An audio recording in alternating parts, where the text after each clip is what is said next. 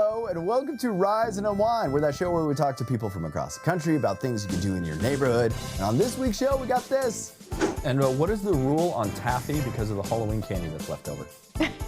Listen, I believe you need to live your best life. Call me an artist. I need an Italian BMT right now. I want one of those. All of that and more right here on Rise Unwind. You ever feel like every week there's a new health headline, but some topics hit closer to home than others? Here's one. Someone in America is diagnosed with diabetes every 26 seconds. That's huge. We also head into American Diabetes Month. The American Diabetes Association is making 85 years of education, prevention, and research. So joining us today is Dr. Rita Rastogi Kalyani, the ADA's Chief Scientific and Medical Officer, to talk about what they're doing to help millions live healthier lives. Welcome to the show, Doctor. How are you? Good. Thank you so much for covering this important topic. All right. When we look at some of the numbers, diabetes seem to be affecting just about pretty much every family in America. How widespread is it right now? The prevalence of diabetes continues to rise. It's widely prevalent in the United States. Currently, 38 million Americans live with diabetes, and another 98 million Americans live with prediabetes, which is a condition, if not treated, will develop into diabetes in the next few years. So that's 1 in 2 Americans that has diabetes or is at risk for diabetes.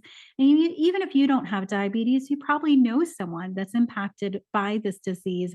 And so it's important to have awareness of the risk factors and to get treated if you do have diabetes. And a lot of people hear type 1, type 2, or even gestational diabetes. Can you break down, what makes each one different? Type 2 diabetes accounts for most of the diabetes in the United States and around the world. About 90 to 95% of diabetes is type 2.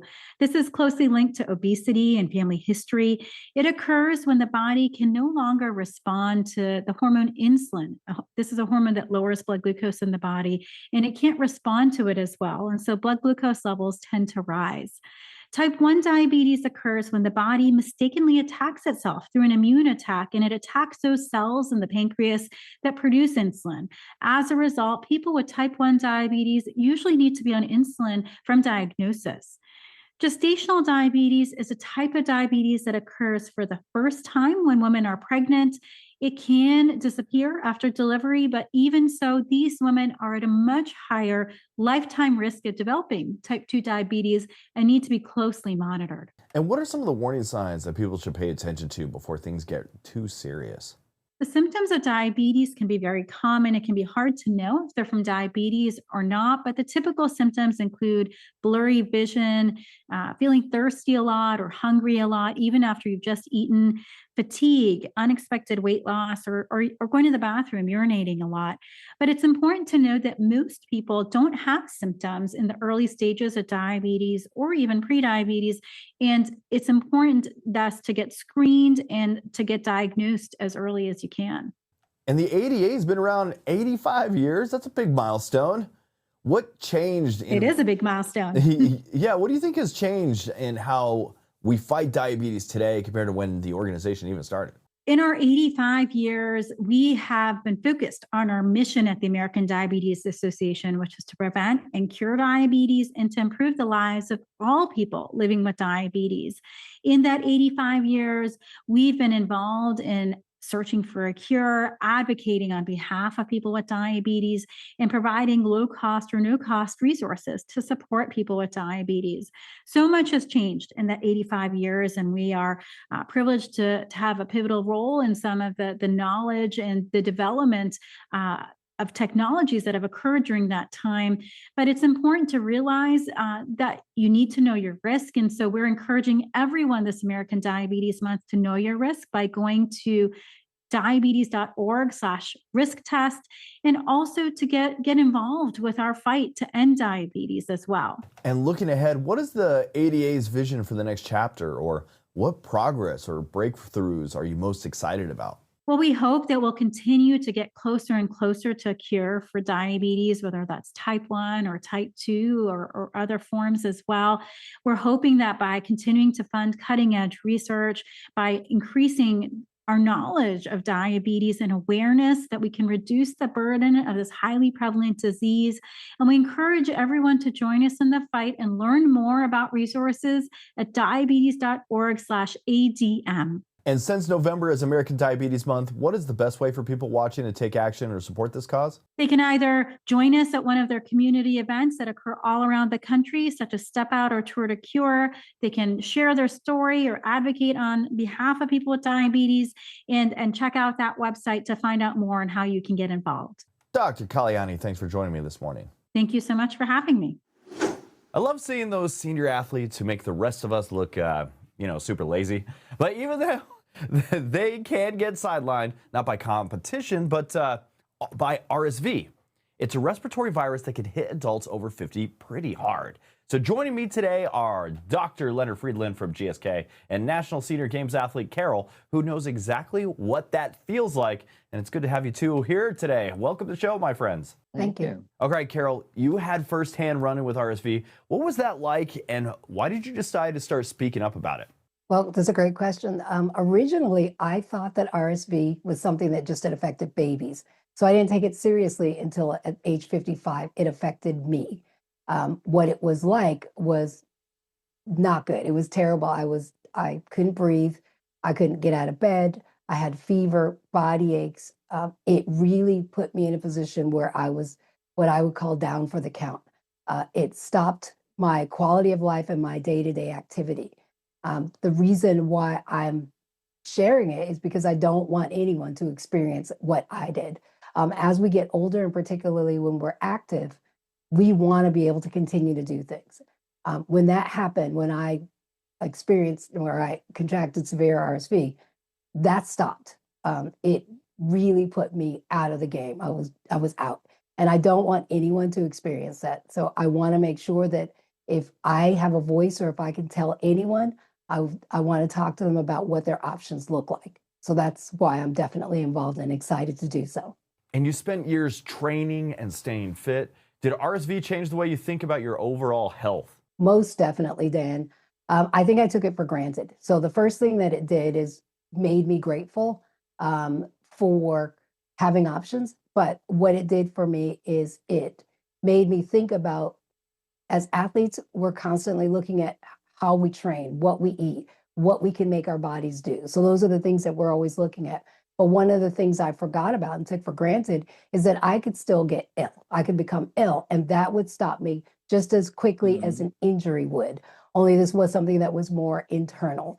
And for me, it made me realize that I need to do more. I need to do better. And so it prompted me to talk to my doctor about what preventable things that I could do. And one of the things for me when we talked was for me to receive a vaccination. That was something that I could do to prevent something like that from being so severe. And so it definitely gave me an overall view of a more holistic approach to look at not just what my muscles are doing or what performance I could get out of my body, but making sure that I was keeping my entire body healthy. If you can't breathe, which I couldn't because I also have asthma, you can't train.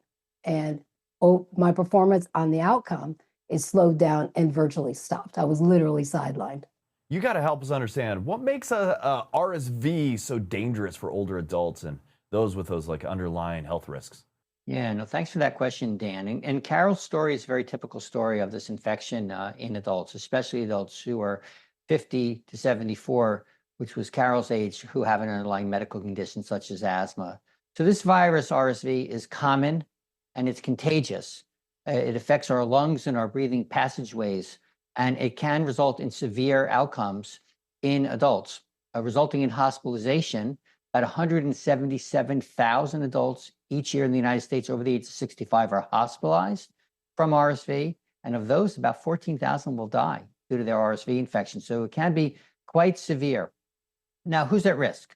Well, the first group is as we get older, our immune systems essentially weaken, placing it at increased risk for infectious diseases such as RSV. And the recommendation is that for people 75 and older, everybody should receive a single dose of an RSV vaccine because of just age as a risk factor in and of itself, 75 plus.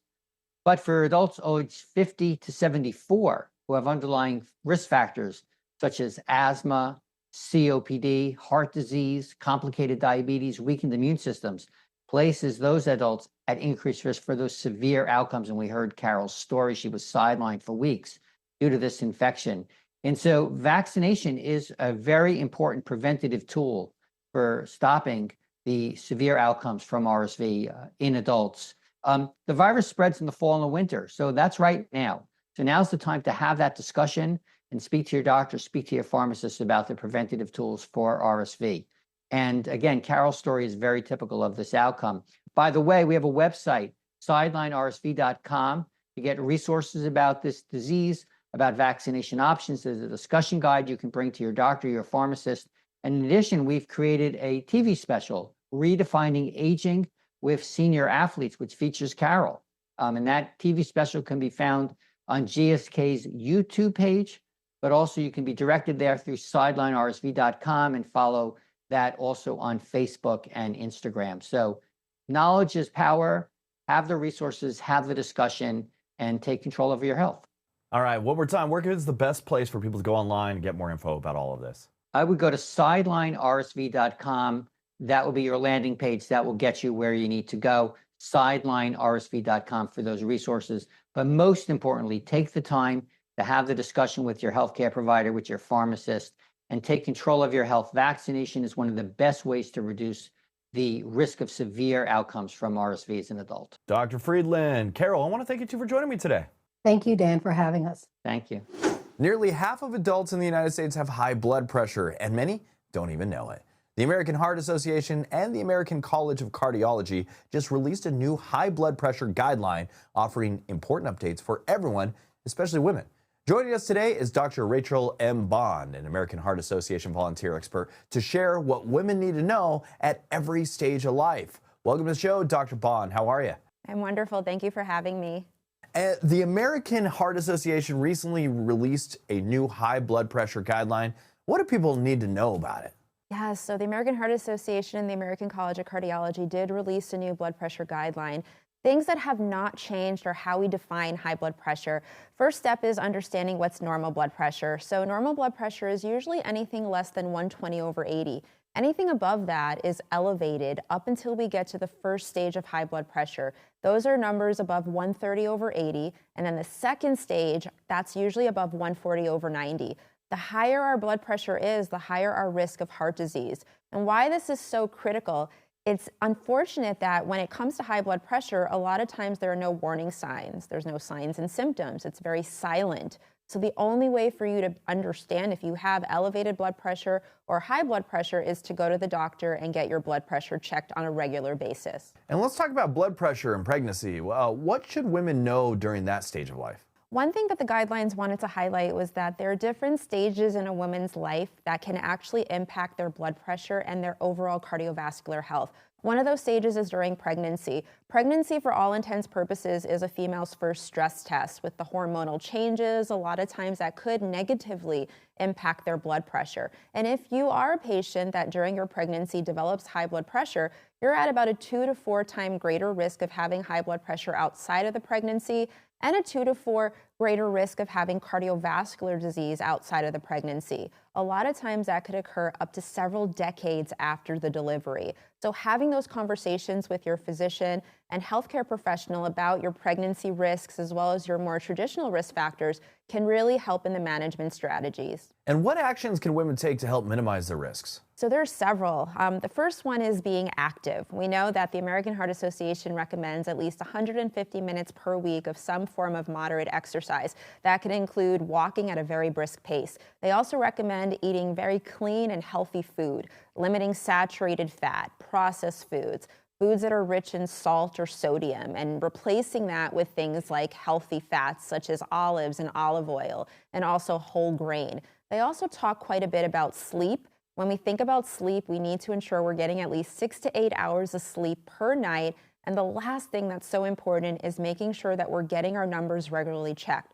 Blood pressure, cholesterol, our blood sugar, and we're also addressing with our physician what our weight is and if our weight is appropriate for our height.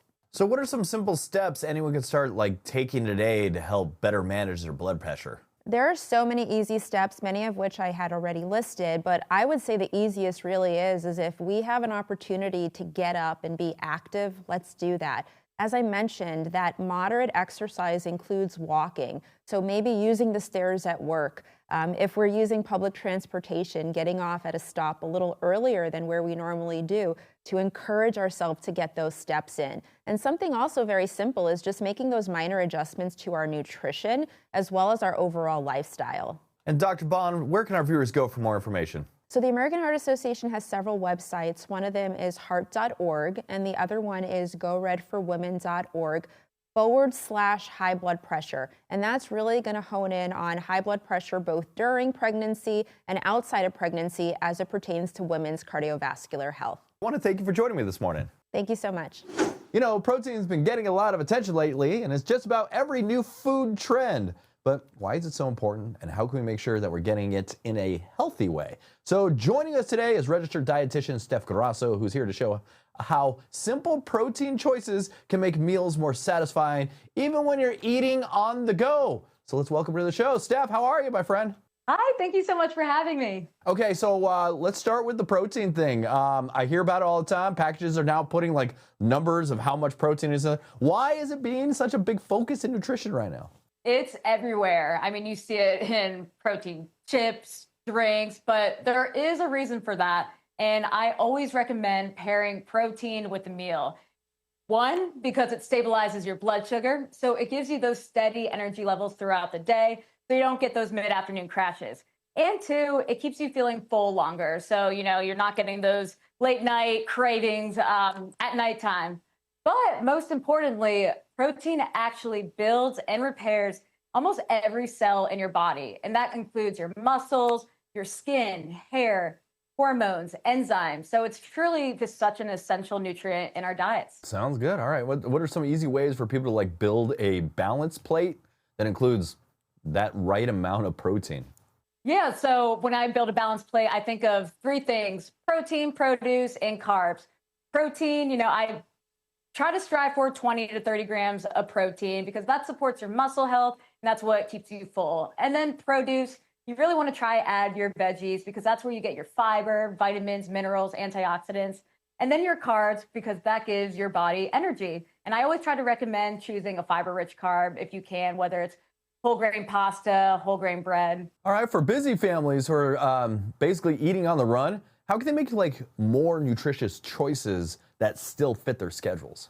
So it's nice to know that there are actually healthy options out there that make healthy eating more accessible, convenient, quick, easier. And one example of that is Subway's Fresh Fit menu that they just reintroduced last month, which features 4 sandwiches. And here we got the grilled chicken and avocado. We got a seasoned steak and avocado, turkey delight, which is my favorite, and we got a ham and turkey stacker. All these sandwiches are under 500 calories, and they have at least 20 grams of protein, which you can dial up if you want. And it gets better. Each sandwich contains 1 full serving of veggies. And this is all in a 6-inch sub. I mean, imagine if you order a foot-long sub. Call me an artist. I need a Italian BMT right now. I want one of those. That's so good, yeah. I guess you're seeing a lot of trends as a dietitian and on social media. What's changing in how people like are approaching these healthy, easy eating habits these days? People are starting to shift their mindset. So before, everybody was so focused on restriction, diets, what they can't eat. But now we're seeing this being reframed in a positive manner. People are asking, well, what can I add to my diet to make it more balanced, whether it's getting fiber from your veggies or protein to support your muscle health. So people are really trying to seeing the whole picture of healthy eating rather than focusing on what they can't. And really changing this mindset really empowers people to make healthy eating easier and just sustainable and lasting. All right, and finally, where can our viewers go for more information and maybe find some of these new protein options that you mentioned earlier? So if you want to learn more about Subway's Fresh Fit menu, you can check out their website at subway.com or download the Subway app. Or if you just want to learn about nutrition, you can follow me on social media, TikTok, Instagram, at Steph Grasso Dietitian. Steph Grasso, you are a hero, especially when it comes to a sandwich. Yeah, see what you did there. Thanks for joining me today. Thank you so much for having me. If someone near you suddenly collapsed, would you know what to do? The American Heart Association just released its 2025 CPR guidelines that are designed to help more people act fast and confidently in an emergency.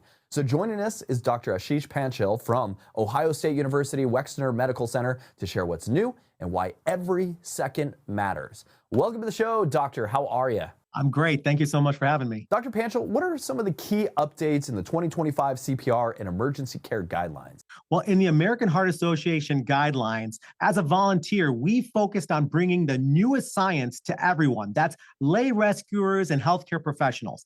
These updated life-saving recommendations really focus on cardiac arrest, choking, opioid overdose. We're making it easier for everyone to remember and use.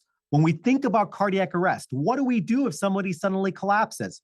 We do hands-only CPR. We push hard and fast in the middle of their chest after calling 911. What about choking? This is the big change. With choking, what we're doing now is we're doing 5 back blows followed by 5 abdominal thrusts for adults and children. For infants, we have a caveat here. We're doing 5 back blows followed by 5 chest thrusts with the heel of your hand because we want to keep their vulnerable bellies safe. So that gets you started. The other area we think about is the opioid overdose area and really responding to these overdoses. And the best way to do that is have Narcan or naloxone available to you so you can help somebody out. And the new chain of survival is now unified across adults and children. How do you feel that helps bystanders respond a little more effectively? That's a great question. The consolidated chain of survival really makes it so that we are all working off the same sheet of music. It simplifies our understanding of life-saving steps, and it emphasizes a lay rescuer's role. And that's the key concept so that we can act quickly and easily. The first 3 chains are all about the lay rescuer. The first one, recognition and emergency response. Call 911. Then the second chain, high quality CPR. Now we need to push hard and fast in the center of the chest. The third, defibrillation, get an AED so that if somebody needs a shock, they can get shocked. And after that, our EMS clinicians will be there to help. Those first 3 steps are the same across the board and are perfect for the best way we can save someone's life. And the new chain of survival is now unified across adults and children. How does that help bystanders respond a little more effectively? Yeah, the first step is to get trained. So as I said a second ago, remember for cardiac arrest, we need to do hands-only CPR. That's going to be us calling 911, pushing hard and fast. For choking, don't forget about the 5 back blows and the 5 abdominal thrusts. That's the big update because the data has shown us that the 5 back blows work the best. And last but not least, go out and get yourself some Narcan or naloxone. So if there is a suspected overdose, you have it available and so you can use it. Remember, recognize the emergency and be ready to help. And that's how we save lives in our community. So where can people go for more information about these new guidelines and let's get trained? Yeah, you can learn more at heart.org/nation. That's heart.org/nation and become part of the nation of lifesavers. Now, one thing to keep in mind, so many of these events happen in the home. These are your moms, your dads, your aunts, your uncles. Prepare yourself. It's the holidays coming up. Learn yourself, talk to them about it so that you can save a life and that life could be one of your loved ones. Doctor, I want to thank you for joining me today. It is my pleasure. Thank you so much. There's a growing buzz around a surprising comeback. Metal braces are trending again. What was once the rite of passage for teens in the 80s and 90s is now becoming cool again for both teens and adults. So what is driving this wave and how do modern orthodontic options compare? So joining us is Dr. Farah, a double board certified orthodontist and one of the top Invisalign providers in the Southeast. Welcome to the show, Doctor. How are you? Thank you so much for having me. I'm great. Okay, can you start by telling us why we're seeing a resurgence in the popularity of metal braces these days? Absolutely shocking, right? For those of us who've had it. We are. I think a lot of it has to do with social media, honestly. I think that a lot of patients love the idea of changing their colors, personalizing things. I think for me, when I had braces in the 80s, changing my colors on a monthly basis was basically what got me through treatment.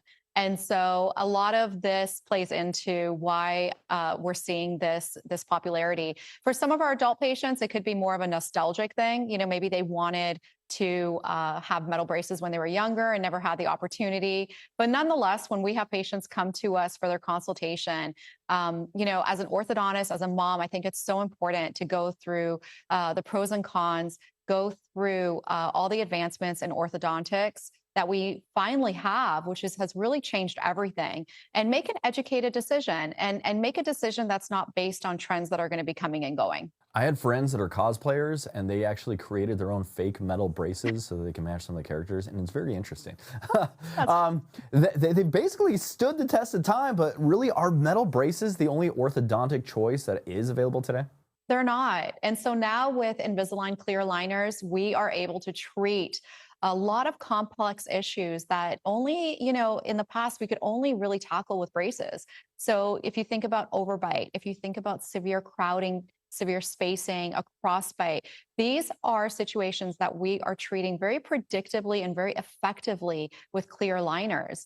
And we're able to actually do it in a much more comfortable way. We're actually able to do it with a lot less oral irritation. And another interesting something that's come up recently is a study by the NIH, the National Institute of Health, that showed that if, let's say, you're in treatment for about 2 years for braces, for the same situation, you would only be in treatment with aligners for about 18 months. And this is something that I have seen in my practice for many years. All right, can you walk us through some of the benefits of clear aligners for people like exploring orthodontic treatment? Absolutely. So one of the probably the most important benefit is the fact that you can remove this tool, right? You can remove clear aligners, and that allows you to brush and floss like you normally would. You don't need any special gadgets. You don't need to put in any more effort than you typically would. But with braces, that's completely different. You need to really spend a lot of time flossing differently and brushing differently to make sure that you're getting all the bacteria off around the brackets. So our patients that are in clear aligners don't have to worry about that. They get a lot of the oral health benefits that even the NIH saw in their study. For example, less gingival bleeding, less gingival inflammation, you know, the puffy gums that we see with traditional metal braces, and also a lot less plaque accumulation, which in general is just horrible for your mouth. So there's just so many amazing health benefits now, and our patients are seeing that. And so that is why a lot of our patients are selecting clear aligners over traditional braces. And what is the rule on taffy because of the Halloween candy that's left over? Listen, I believe you need to live your best life. You know what I mean? And, you know, a little treat here and there is not going to hurt anyone. All right, I'm good with that. Okay, so for people undergoing orthodontic treatment, what tips do you recommend to help maintain that good oral care? Or where can we go find more information? Absolutely. So coming back to the taffy, eat the candies. I have 3 kids. They're going to be doing all the things, right? But one thing that you really want to focus on is brushing. And now we know that duration of brushing is so important. So 2 minutes is the gold standard. You really want to make sure that you're spending the time and covering all the surfaces of your teeth. We also know that a lot of bacteria, sugar particles, other food debris get stuck between the teeth. So flossing is very, very important. So if you're brushing and you're flossing like a boss, you are good to go. And as far as getting more information about clear aligners, you can go to Invisalign.com/find a doctor. I was trying to come up with a pun with boss flossing, like blossing, but it doesn't work for it. Okay. Love it. All right, Dr. Carole, I want to thank you for joining me today. Thank you for having me. That's it for Rise Unwind. I want to thank you for tuning in and checking out the show. If you want to find out more, go to our website, riseunwindtv.com. We're on social. We're on YouTube. See you next week, my friends.